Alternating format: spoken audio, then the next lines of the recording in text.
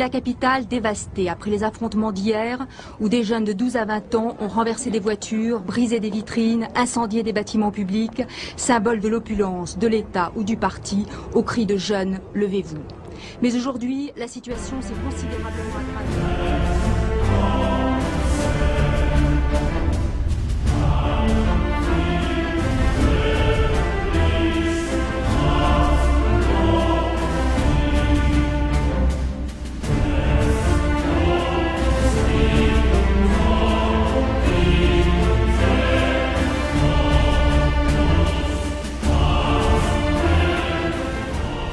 Militaire, responsable de l'état de siège, a aussi interdit toute manifestation ou attroupement dans son communiqué numéro 1, diffusé dans l'après-midi et lu régulièrement à la radio et à la télévision.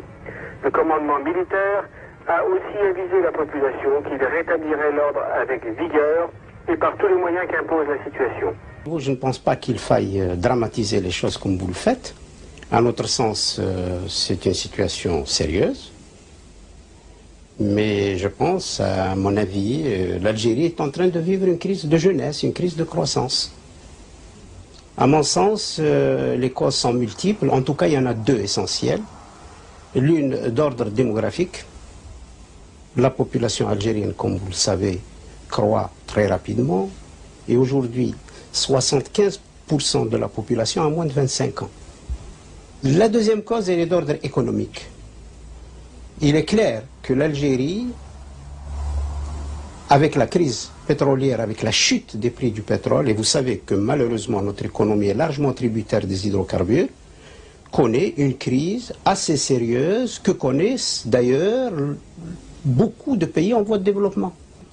C'est constitutionnellement, dans notre constitution, c'est l'état d'exception, qui est une situation très difficile. L'état de siège est un premier stade. Je ne minimise pas les choses, je vous l'ai dit d'emblée. Le remède, c'est que nous pensons qu'il convient tout d'abord de rétablir l'ordre. Nous ne pouvons pas accepter que le désordre et l'anarchie règnent dans notre pays. Mais ceci étant, il est indispensable, et non moins indispensable, de prendre des mesures sur le plan économique et social qui sont nécessaires pour répondre aux aspirations de notre pays. Les événements de 1988, si vous les prenez, la façon dont ils se sont déroulés, et puis les événements qui ont placé Napoléon III, le coup d'État de Napoléon III décembre, les événements, le coup d'État, il s'est déroulé de la même façon. C'est-à-dire qu'on a éliminé, ils appliquaient un plan.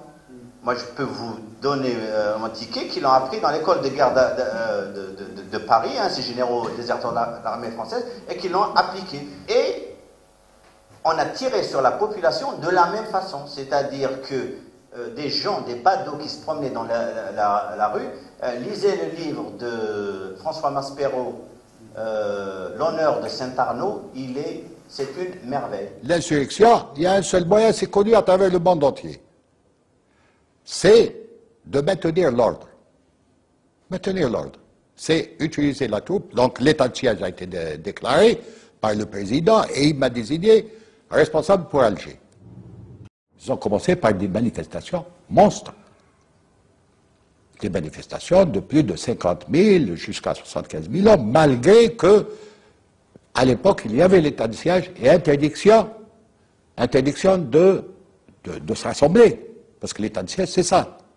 Il y a interdiction de se rassembler, utilisation des armes uniquement pour faire disperser les gens, et dans des normes bien réglementées, à savoir on ne tire pas pour tuer, on tire pour faire disperser, le chef désigne une arme, tire dans les jambes, après avoir donné des formations, pour faire disperser les gens, c'est tout. Le malheur, c'est que les gens, la troupe qui n'avait pas l'habitude au maintien de l'ordre, tiraient soit par terre, soit en l'air. Et c'est là où ça fait le plus de dégâts. Parce que tirer par terre, vous avez deux projectiles au lieu d'un. Vous avez l'enveloppe qui est en laiton, qui part d'un côté, et vous avez le noyau d'acier qui part de l'autre. Devant une foule, c'est là où ça fait des dégâts. Aujourd'hui, vous vous dites que notre riposte était disproportionnée par rapport à la nature des événements? Non, je ne dirais pas disproportionné. Je dirais que je regrette, bien sûr, qu'il y ait eu des morts, mais il n'y avait pas moyen de faire autrement. Nous n'avons pas gagné la guerre, comme disent ces gros généraux. Ils ne savent même pas ce que c'est. Ils n'ont aucune culture militaire, à plus forte raison de culture politique. Et que dire sinon, lorsqu'on entend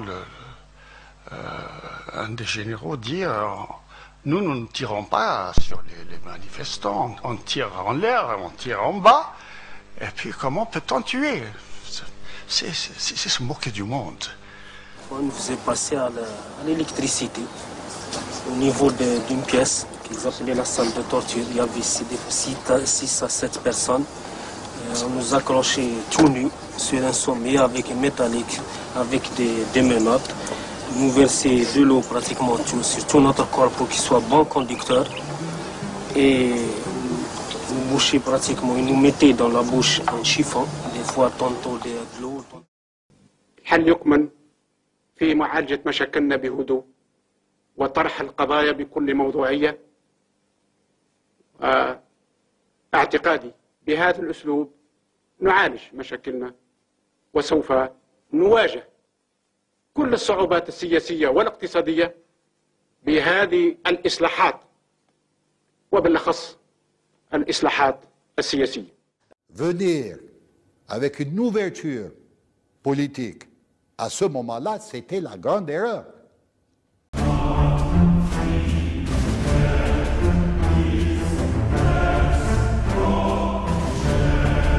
À l'été 1991, la campagne électorale commence le 2 juin.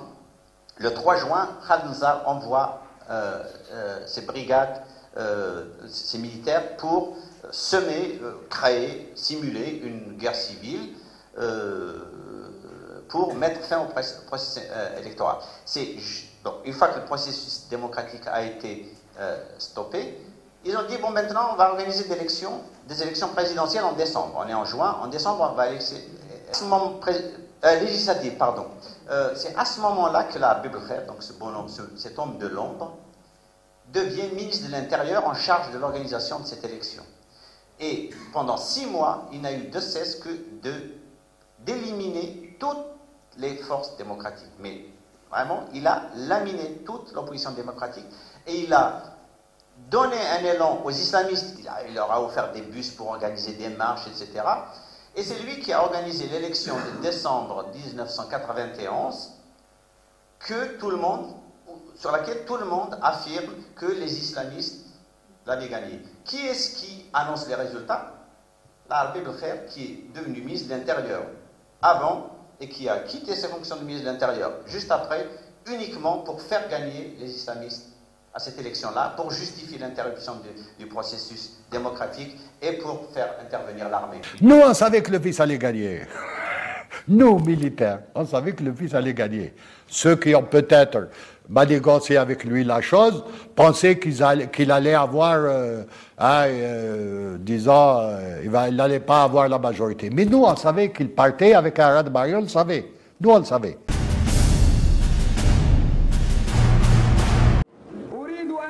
أبتدئ كلامي هذا بسؤال: ماذا عسى النظام أن يفعل معكم؟ وش يدير معكم النظام؟ ماذا عساه أن يفعل معكم؟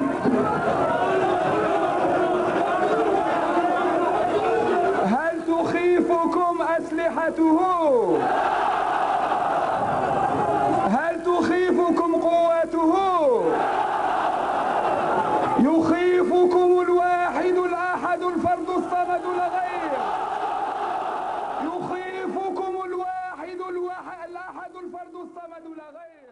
Et qui est chargé de compter les voix, c'est la Bible Khair, celui dont l'objectif est de faire que on provoque cette panique généralisée pour après justifier qu'on mette fin à cette dérive vers la barbarie. احنا نشوفوا هذا الدول اللي فاتتنا باش فاتنا بالعلم والدين تاع الاسلام.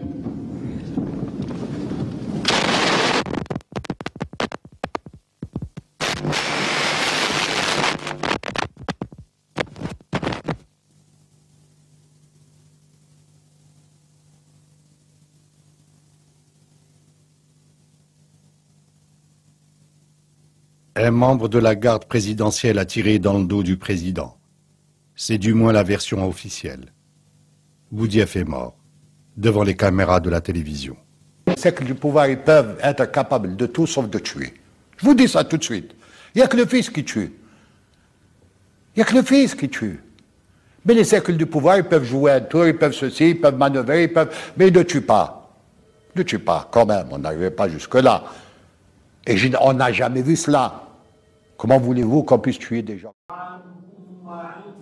Un cortège de 3 millions de personnes.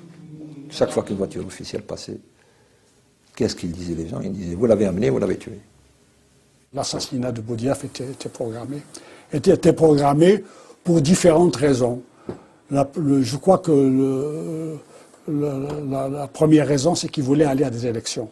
Chaque fois que la France a voulu remettre en cause le soutien qu'il donnait à ces généraux-là, la violence s'est retrouvée en France. Toute la classe politique sait que c'est le DRS qui le fait, qui a organisé ces attentats. Tous les journalistes le savent, mais la vérité officielle, c'est que le GIA est à l'origine d'une vague d'attentats. Après avoir martyrisé le peuple algérien, il vient martyriser le peuple français. Le chef du GIA, Jamel Zitouni, cet émir sanguinaire, est un petit agent du DRS. Et le chef de la sécurité militaire algérienne a raconté au chef de la DST comment il a recruté. Il a dit, ils étaient 3, j'en ai attrapé 3. J'ai j'ai sorti mon PA, j'ai tiré sur celui de droite, j'ai tiré sur celui de gauche, celui du milieu, je lui ai dit, bon, tu travailles avec moi ou... Et il a travaillé. Et c'est Jamel Zitouni.